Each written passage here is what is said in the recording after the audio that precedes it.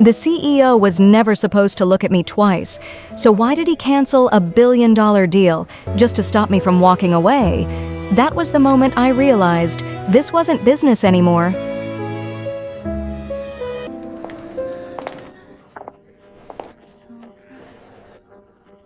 I believed everything in my life had its place.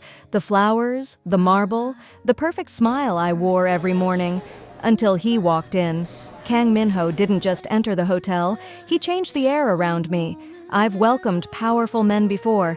None of them ever made my heart hesitate. But when his eyes met mine, something shifted. It was supposed to be professional, just a greeting, a reservation, a polite exchange. Yet every second he stood in front of me felt too close, too intense. He didn't smile, but his gaze lingered, and for a brief, dangerous moment, it felt like he was seeing me, not just the concierge. That was the first time I realized some encounters don't ask for permission. They simply change everything. That night, I wasn't wearing a uniform. I wasn't hiding behind professionalism. I'd like to and confirm my somehow reservation that for made tonight, everything more dangerous. When he looked at me, it wasn't the polite glance of a guest anymore. It was slower, deeper, as if he was noticing things he hadn't allowed himself to see before. The silence between us felt heavier now, not awkward, just charged. Every step closer blurred the lines I had promised myself I would never cross. He was still controlled, still unreadable. But his eyes betrayed him. And for the first time, I wasn't sure if I wanted to step back or fall.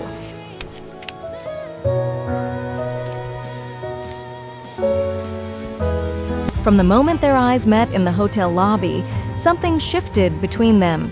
It started the way all dangerous things do.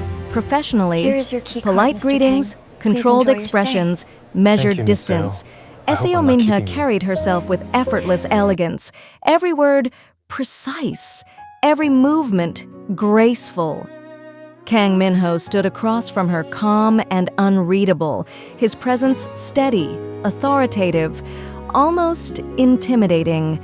But in the silence between I hope the sentences, accommodations meet your something else was expectations, Director. happening. They will suffice. His gaze lingered I a trust your second too arrangements long. completely. Her breath caught almost imperceptibly. The air between them felt heavier than it should. Each encounter became more charged than the last. A subtle brush of fingers when exchanging documents, a step closer during conversation, the faint tension in his jaw whenever she smiled. Neither of them crossed the line, but neither stepped back either. Under the warm glow of the lobby lights, professionalism slowly blurred into awareness. Awareness into curiosity. The curiosity into something far more dangerous. Soon, their meetings no longer felt accidental. Conversations stretched beyond necessity.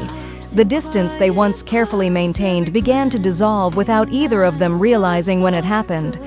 Outside the hotel, in quiet cafes, in slow evening walks, in private conversations that lingered long after they should have ended, his control softened. Her reserved smile became genuine, and every glance carried words neither dared to say out loud.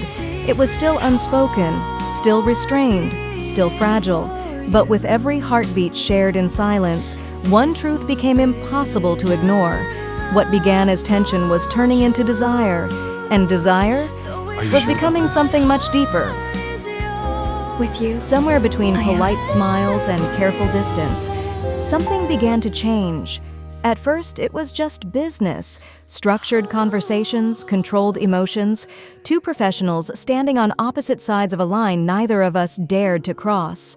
But then came the pauses, the way his eyes lingered just a second too I long, never thought I would the feel way my this heart way. reacted before my mind could stop Me it, neither. the silence that It felt feels like a louder than dream. any words we exchanged. It wasn't just the hotel lobby anymore. It wasn't just meetings and responsibilities. It became late afternoons in quiet cafes, walks that lasted longer than necessary, conversations that slowly shifted from safe topics to personal truths. With him, I felt seen, not as a title, not as a role, but as myself. And I could see it happening to him too. The guarded man everyone feared, softening, listening more, smiling without realizing it, standing closer than he needed to. But reality always waited for us. Every time we returned to our positions, to expectations, to the world watching, the tension grew heavier, because what was forming between us wasn't simple. It was forbidden in ways we didn't say out loud. It was dangerous in ways we both understood. And it was undeniable. The more we tried to act normal, the more our hearts betrayed us. Until one night, under dim lights, standing so close I could feel his breath against mine, I realized something I could no longer ignore. This wasn't just attraction. It wasn't just curiosity. It was love. And once love begins, there is no going back. Minho. I am, but seeing you makes it better. Stay with me a little longer.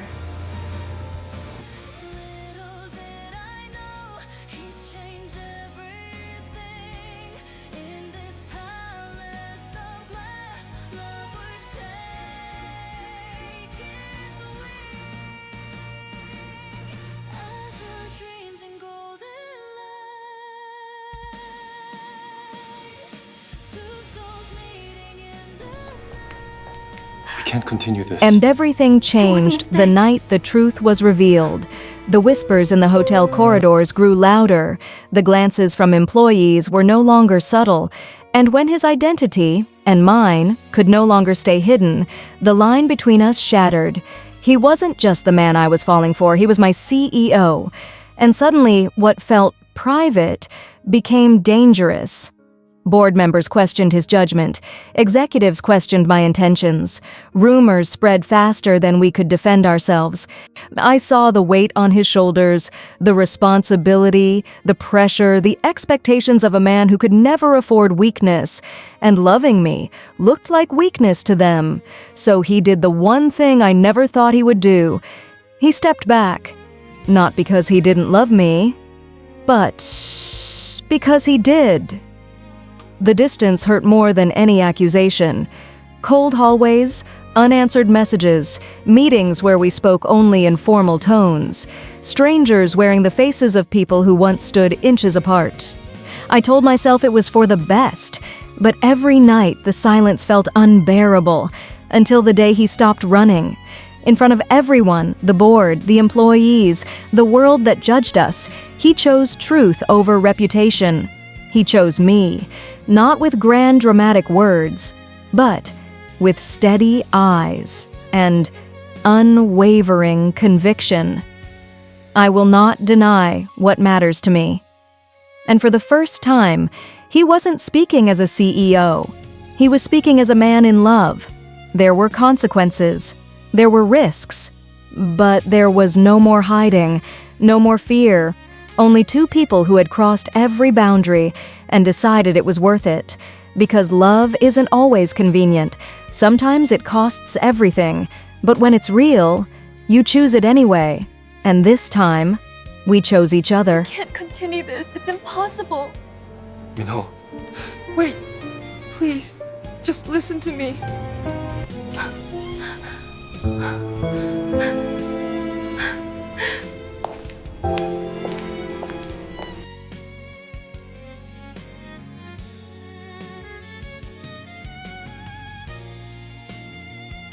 You knew who I was from the beginning. We can no longer continue like this. It is over between us. Why did you lie to me? It doesn't matter now. Stay away from me. That night, under the lights of the grand hall, everything felt suspended in time. The room was filled with executives, cameras, expectations, and him. Kang Minho stood at the center, composed, powerful, untouchable, until he looked at me. In that single moment, I knew. This wasn't another strategic announcement. This wasn't damage control. This was a choice. He spoke calmly, clearly, without hesitation. He acknowledged the rumors. He acknowledged the relationship. He acknowledged me. Not as a mistake, not as a scandal, but as the woman he loved. Gasps echoed, whispers rose, but he didn't flinch. For the first time, he wasn't protecting his title. He was protecting us. And when he walked toward me, in front of everyone, there was no fear left in his eyes, only certainty. Later, when the noise faded and the world finally quieted, there were no cameras, no board members, no expectations, just us. The city lights filtered softly through the windows. My heels were gone. His jacket lay over a chair, and I was wearing his sweater, oversized, warm, unmistakably his. He wasn't a CEO in that moment. He was just a man who had fought for love, and won. His fingers brushed mine gently. "Are you scared?" he asked softly. I smiled. "Only if you let go." He didn't. And maybe that's what love really is. Not dramatic declarations, not perfect circumstances, but choosing each other again and again, even when it's complicated. Even when it costs something. The world still watches. The company still stands. But now, when he looks at me, there's no distance, no hierarchy, no hidden lines, only partnership, only warmth, only us. And this time, we're not hiding. We're home.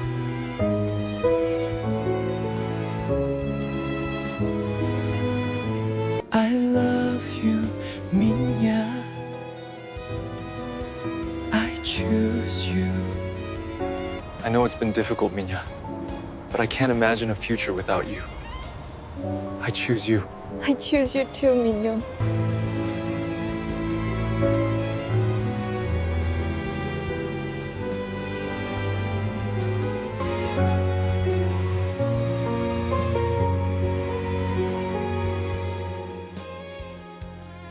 I love you.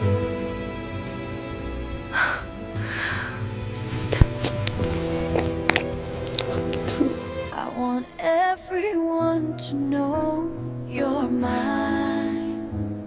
And I want to be right here with you.